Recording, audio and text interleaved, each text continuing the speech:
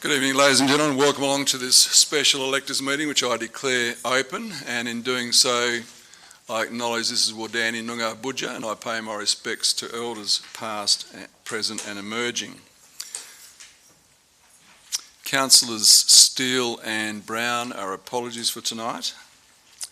Just a reminder to everybody, if you haven't already, when you leave, just make sure you sign the attendance sheet in the foyer. And if you choose to speak tonight during debate, we'll use the lectern in the middle there. So just state your name and the fact you are an elector of the City of Bunbury. That would be greatly appreciated.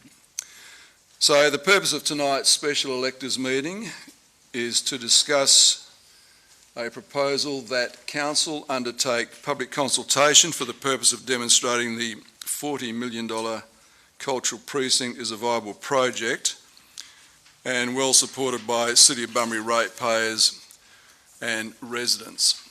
There's also a number of comments about what should be included in the public consultation.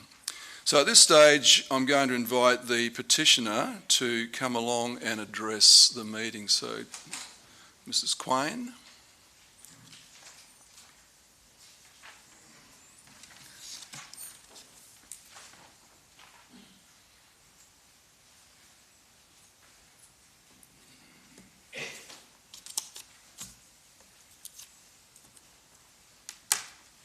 Thank you, Mr. Mayor, for hosting today's special electors meeting, and thank you to all the electors and community and ratepayers and residents for also attending tonight's meeting.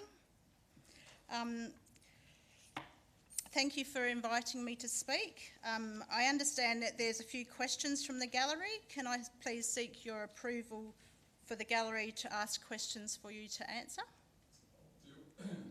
I'll deal with that once you've spoken. I've spoken and the CEO has spoken, so we'll go from there. So you outline what you want to do now. I'm not asking you to move your motion, but do you want to just address everybody now and tell us what your motion's all about? Okay.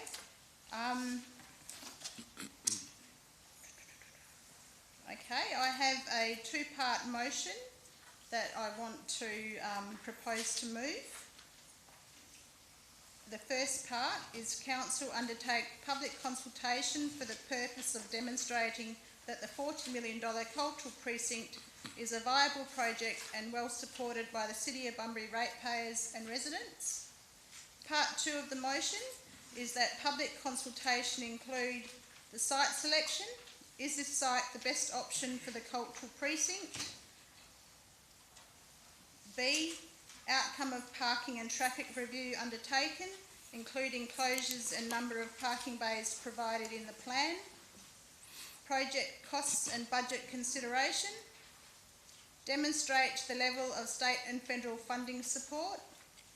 Provide the business case for the cultural precinct. Collect public comments on the possible uses of the Souths building and how that building would fit into the final scheme adopted for the precinct. Provide what happened to the original Three Waters precinct plan, considering there was an Indigenous and cultural component. So I would like to move that this two-part motion is adopted. I second that motion. Just state your name and the fact you are an elector of the City of Bunbury. Okay, thanks for that. Would you like to just take a seat for a second and I'll run through, just pull up that presentation. Ladies and gentlemen, what I'm going to do now is just run through what has happened to date. The CEO will then outline what's involved in a business case preparation.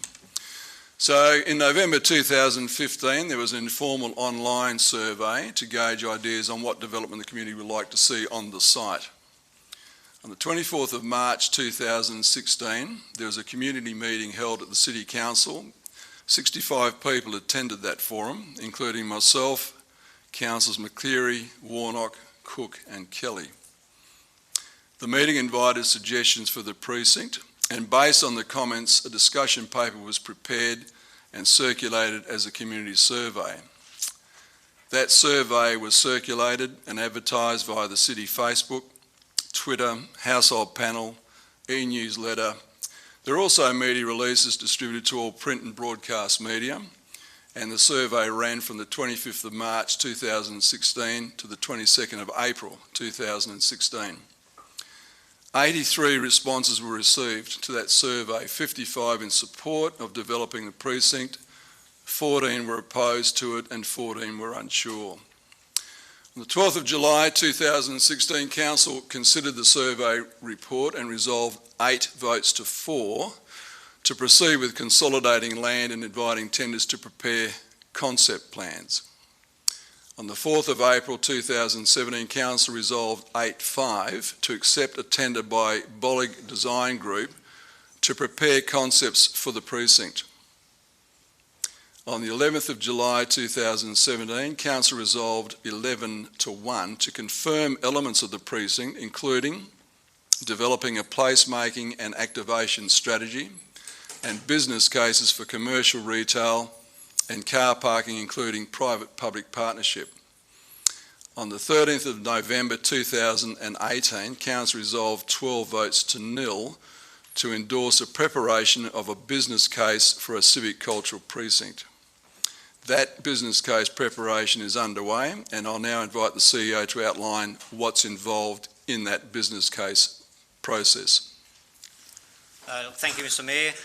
Just in terms of where the city is up to at the moment, we are in the process of going to market quite soon for someone to support us in doing the business cases on the 5 projects that Council has set for to be provided back to them for consideration. In terms of business case planning, the larger the project, the more complex the planning is.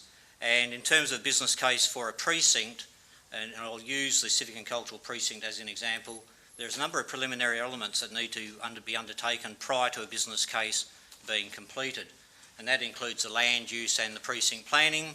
It includes what the ultimate vision and concept for the precinct is, what project and partnership establishments might be able to be put in place, and what the detailed scoping and options might be. Then we come into the business case, and the point I wanted to make particularly here is that when the city enters into detailed business case planning processes, there are a number of steps that include community engagement and consultation. And that might be a bit difficult for some people to read in the room, but we can provide that in hard copy if anyone would like that. But you'll see each one of those key steps involves some level of consultation or community engagement. For a project such as being designed as a concept, there is further work to also be done to consider whether the project is done, one, at all, and if it is done, is it a stage project, or are there components of the project that the council might ultimately decide to deliver or not to deliver? Thanks, Jamie. Just in terms of the next steps, just to clarify, over the last 12 months we hadn't spent any funds on this project in the last 12 months. It was bringing together a consideration by Council of what the key projects were that Council wanted me as CEO to provide more input into, and to give the Council the opportunity to then consider which projects may be suitable for advancement. Business case will certainly be delivered to Council for further consideration in the 19-20 year, and I suspect that'll be in the second half of this financial year, so most likely post-Christmas. As part of that process, as I've already outlined, there will be significant community engagement and consultation actually required just to understand how the project can advance. Subject to this project being, if it is endorsed by Council for further advancement, obviously the funding, the partnerships, the perhaps state and federal government funding, as well as the staging need to be considered. And there's a big variation between providing deck car parking to providing perhaps more gallery space, as well as the public realm components that were considered for Whitnum Street and the corner of Whitnum and Prinsep Street, where the original concept design showed a piazza to be constructed. So at this stage, Council's still got a number of decisions to be made, and there will need to be some, I guess, some what I call gate decisions in that process, where as CEO I'll be bringing maybe a number of different reports back to Council where council can then decide either stop or go in terms of continuing with the detailed design work. The other key element of any major projects is making sure that we consider the funding arrangements, and to certainly make sure that we're not providing any element of concern to potential funders. So part of the process is keeping funders engaged and keeping them informed of projects that we are working on, and they might include key funding agents for WA such as Lottery West, certainly the state government through different agencies, and of course the federal government, and perhaps depending on the scale or scope of a project, whether there might be an opportunity for a public-private partnership.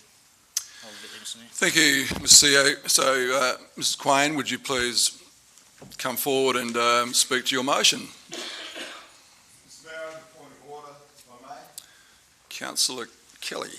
Under the administrative regulations, the section 18, the procedure at this meeting is for the person presiding at the meeting to determine the procedure to be followed.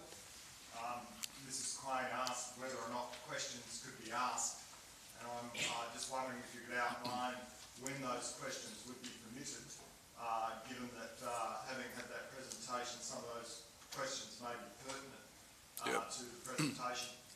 Sure. I think in fairness to Mrs. Quain, she should speak to her motion. I'll then invite the seconder to speak to the motion, and then we'll have questions. So go ahead. So just to follow up that, Mr. Mayor, I understand that there were other speakers to do with procedures under 18. When will they determine, or when will you determine when they can speak? That'll be following the seconder. If she wishes to speak, I'll be asking for speakers against, and we go through that process. So I'm not. Let me be clear. I'm not going to entertain several speakers speaking for or several speakers speaking against. Okay, just to make that clear, Mrs. Quain. I seek your, Mr. Mayor, I seek your approval as chair to allow one of my keynote speakers, Mr. Ross Slater, to address the gallery. You need to speak to your motion now. So when will my keynote speaker be? You're the keynote speaker, Mrs. Quain. You're the chief petitioner.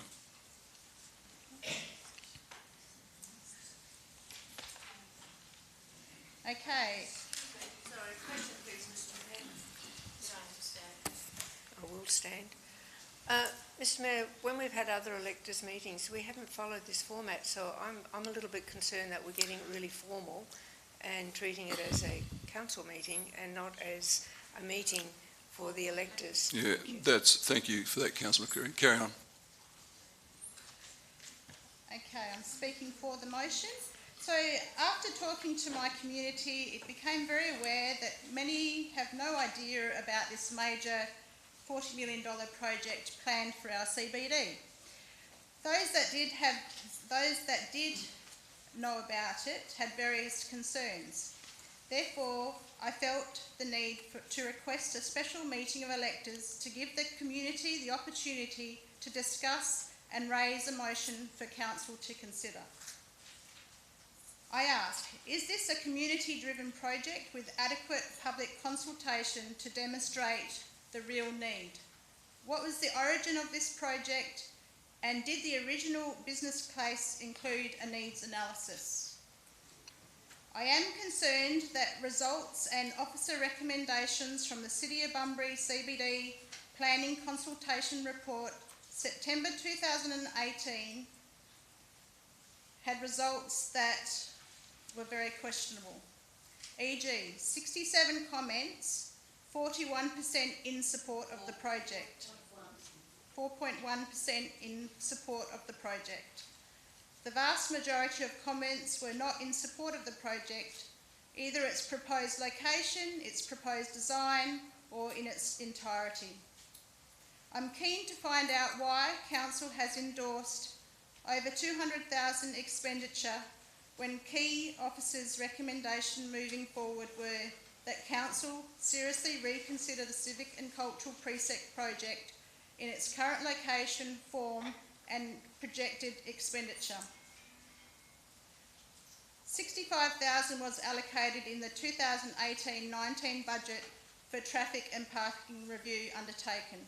I saw this in the budget that was endorsed by Council.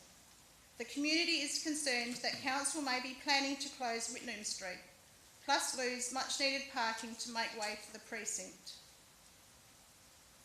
So I need to get some feedback on the traffic and parking review that would be undertaken.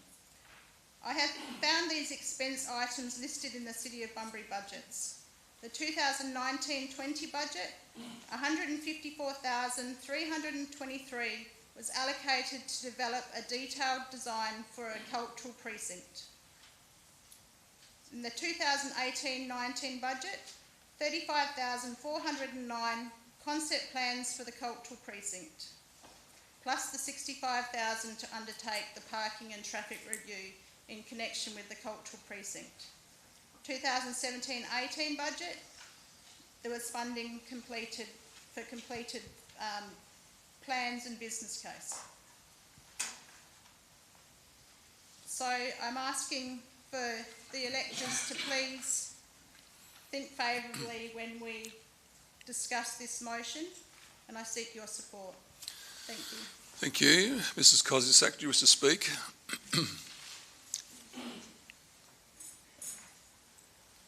Hello, my name is Cheryl Kozisek, President of the Retail Co and a very interested ratepayer. Thank you for allowing me the opportunity to speak this evening.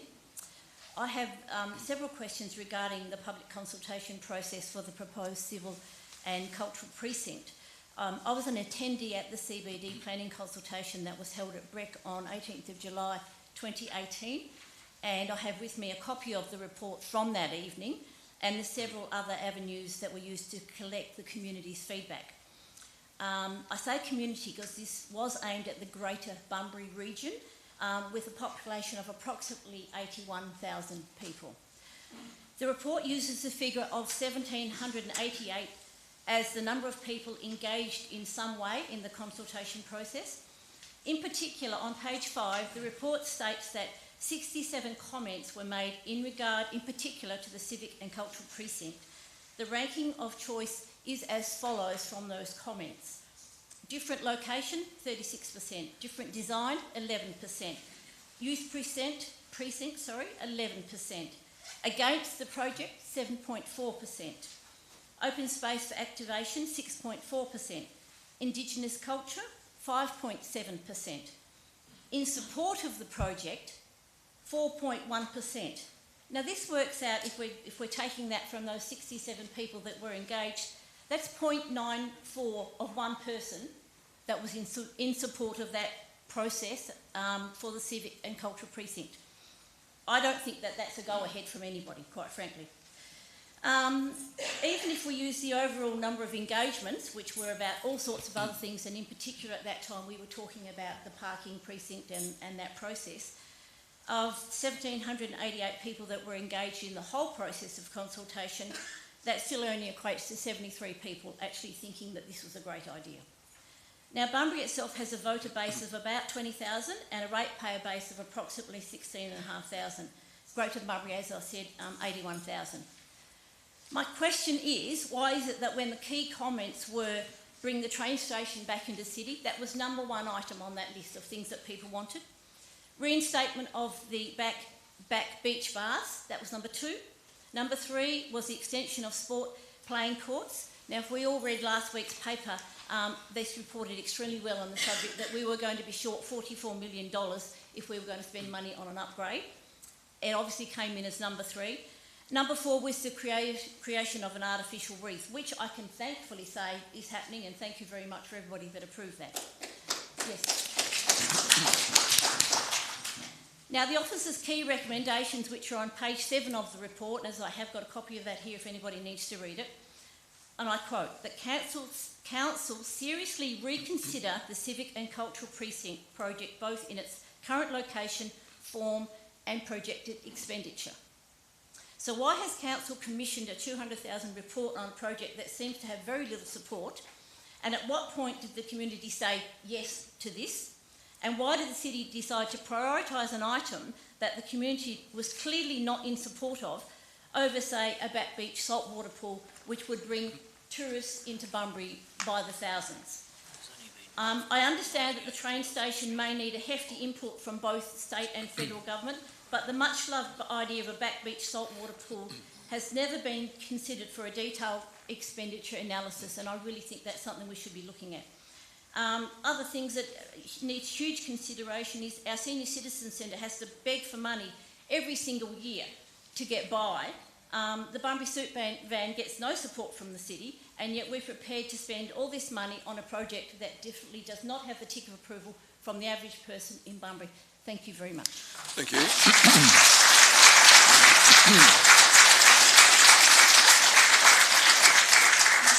So, just a reminder, ladies and gentlemen, we're dealing with the matter, I think it's on the screen tonight. Now, are there any questions that people want to ask before I invite a speaker against? Mr. Mayor, my name is Andy Singleton. I'm the Elector of Bunbury. There's a question on the post is that the report that was placed, that came through of September 2018, the numbers that are listed on that, it's the engagement factor that worries me more so much the numbers and the percentages of the people that weren't interested in it. The Bunbury City Council has clearly made a good effort in trying to diversify the methods of which they engage the general public.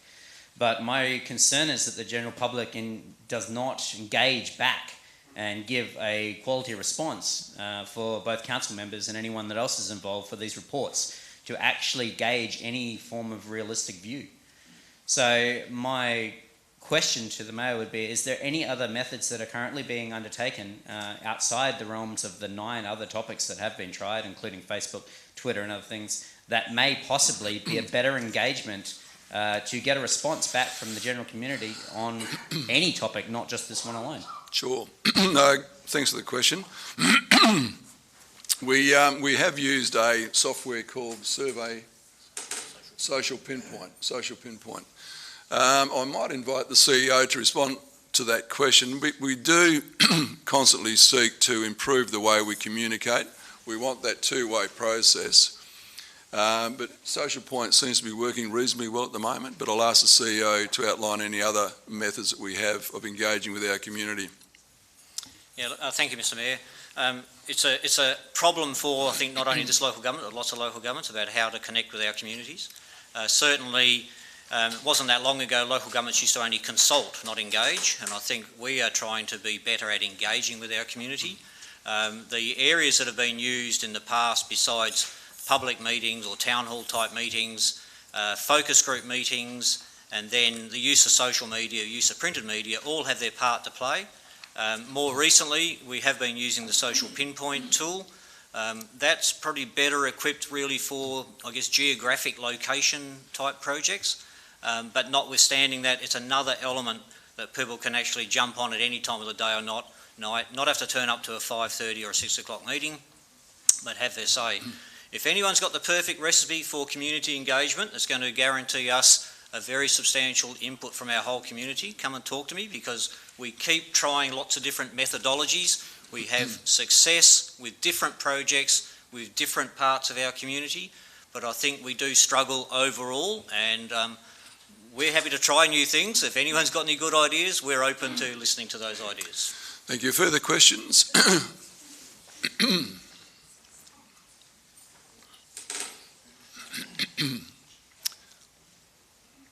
Hello, my name's Bianca Fletcher. I am an elector in Bunbury.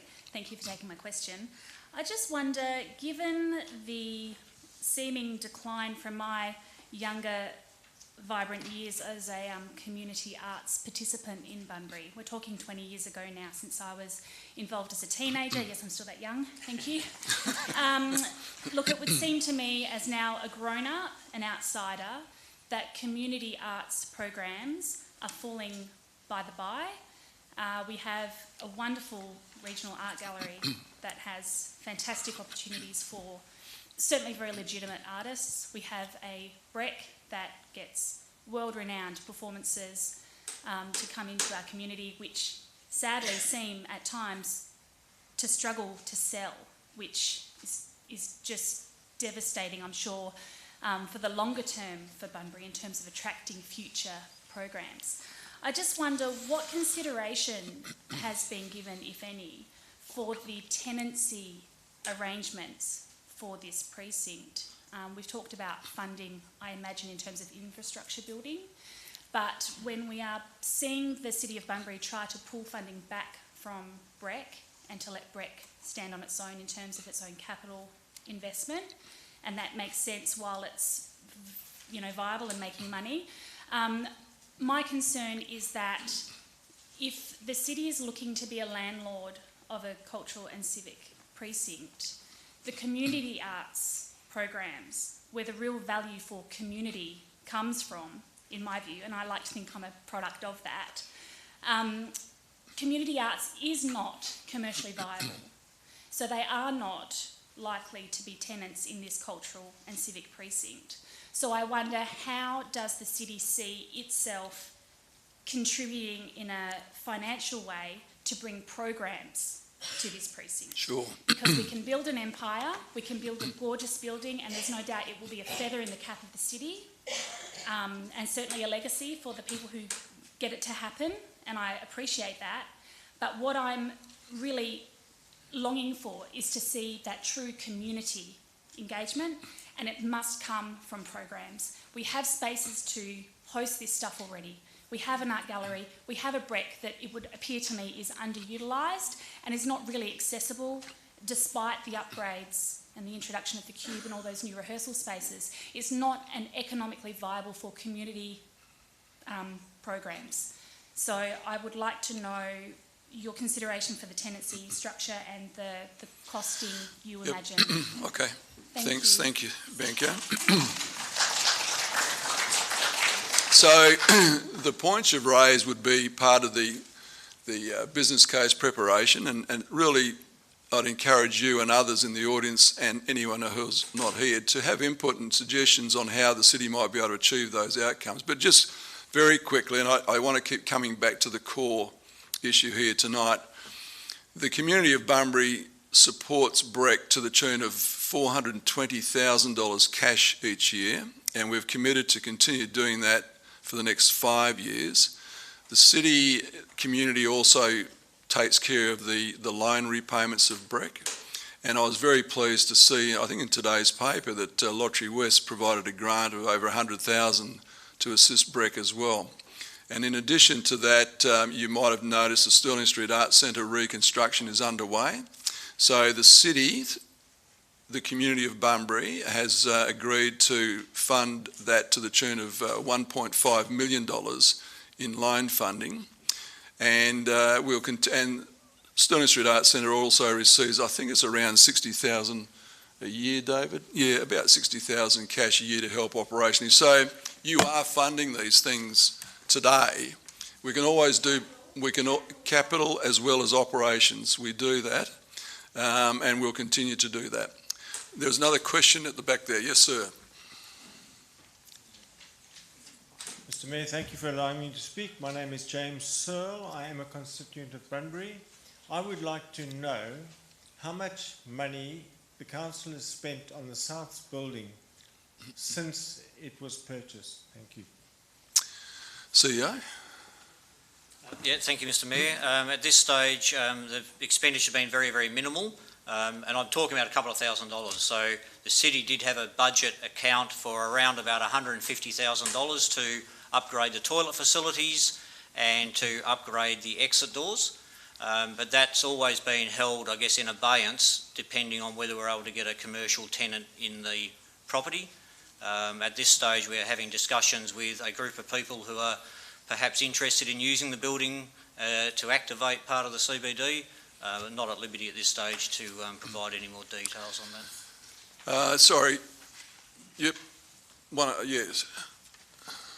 Mr. Ukval. G'day, my name is Ziggy Usual and I am constituent of Bunbury. Now, I do have actually few remarks pertaining to the precincts. As you well know, I am against it. There is several reasons for that. One of them, BREC was cost $2.5 million to build. Since then, it's subsidized by the city of Bunbury by the quote of around $400,000 per annum. Considering that there is 1,100 households in, this means every household in Bunbury is supporting bread by $40 a year. Doesn't sound much, but it's a bottle of whiskey. Mr. Uckval. Now, if we build this, for me this white elephant, there is no cultural center in the world, except maybe Milan Opera or New York Opera, which support themselves. All the rest is subsidized. How much it will cost me as a ratepayer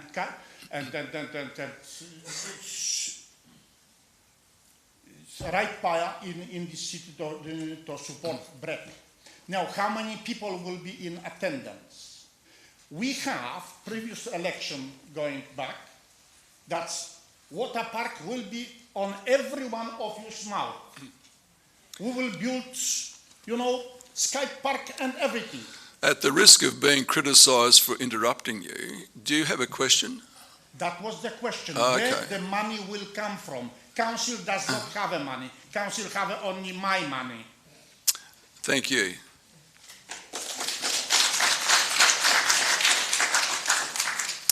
Mr. Dixon, come to the lectern.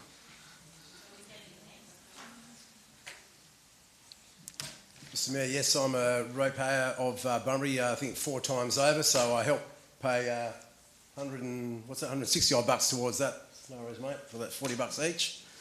I've got a pretty simple question. I brought this up at a meeting about a year ago regarding the skate park, is the surveys that are put out and the people that actually respond to them. I don't respond to surveys, I'm bloody busy, and I think you'll find the majority of surveys are responded to by retirees and those above the age of 60, if you check that out. You'll also notice that when I did bring that out ages ago about the water park, is that there's only 35, if I remember right, that actually responded to the survey, of which 15 were not even from Bunbury and were kids, of which resulted in this council spending $500,000 on a water park that never, ever, ever happened. So I would like to know what council are doing about this, because you just had 87 people respond to a survey which was done quite a few years ago, which stated that a few people wanted a cultural precinct. And all of a sudden we got and spent, again, hundreds of thousands of dollars, again, on it. I want to know what process does the council do to think about what is worthwhile spending money on massive surveys and on consultancy, etc., when it's ratepayers' money that's been going down the gurgler. We've had the Three Waters project, which was done years ago, and only parts of that have also been done, and that cost the council hundreds of thousands of dollars as well. So my question is, what process does the council do before they think that, is this survey well worthwhile doing, or is there enough community demand for something before you start saying, hey, let's go around throwing around hundreds of thousands of dollars to things that don't even occur?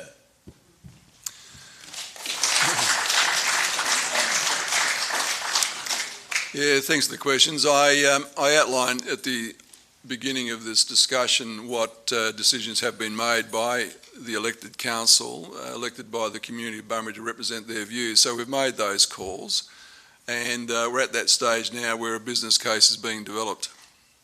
So I'm going to now, do you want another question? Yep. You get a business case. Miss Giles, come through, Wendy.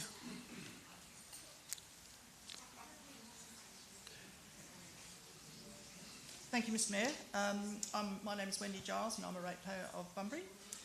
My question, and I'll get straight to the question, was the initial impetus for this precinct linked to Alan Lindsay's proposed development in the Art Gallery precinct? And if so, why was the concept of the location and indeed the whole concept not reconsidered when that project was abandoned? It wasn't linked to that proposal. Well, you asked me the question. I've given you the answer.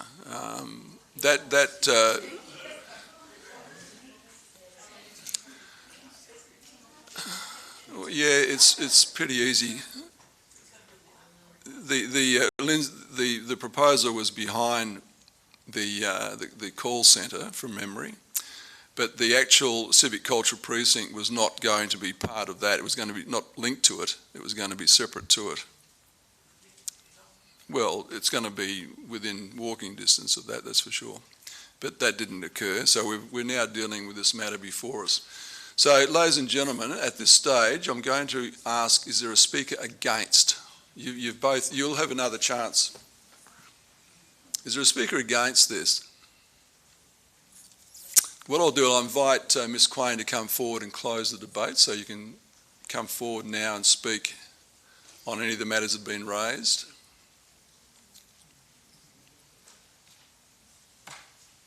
Okay, Mr Mayor, I have outlined the case for this motion.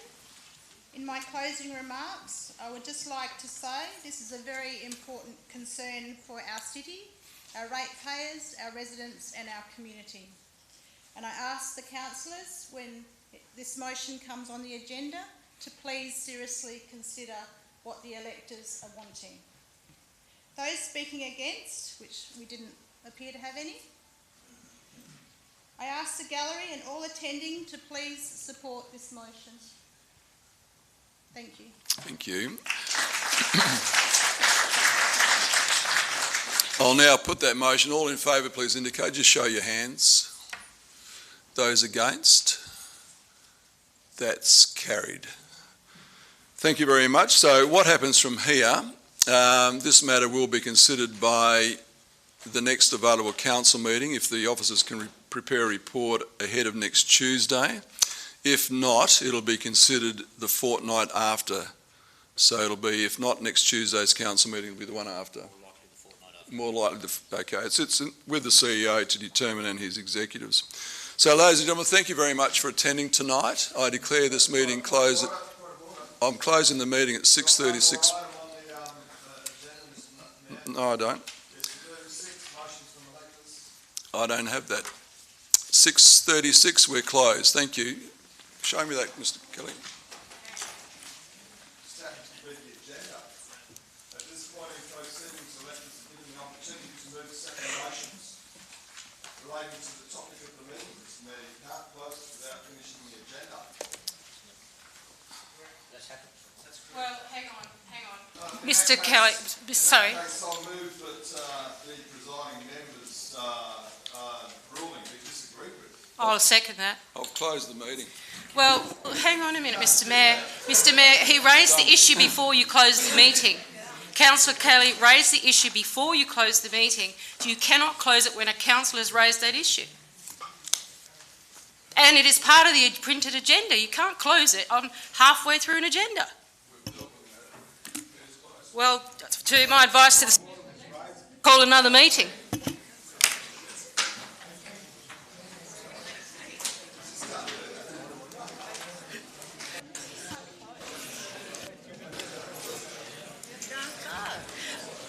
To the community, I just think don't go. Just continue to ask what your questions are. We're all here.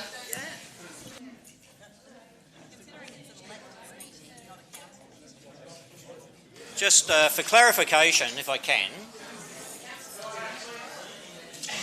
the agenda tonight at the special electors meeting had one item on it which Mrs Quain put forward. So special electors meetings are only convened to deal with the matter that the petitioner has put forward. That matter has been voted on and determined in favour of Ms Quain's motion. I believe that you might have a different agenda to what was advertised on the website. Item 6 says motions from electors. It is an item on this agenda. This is what I picked up at the door. You wrote the agenda. You just can't do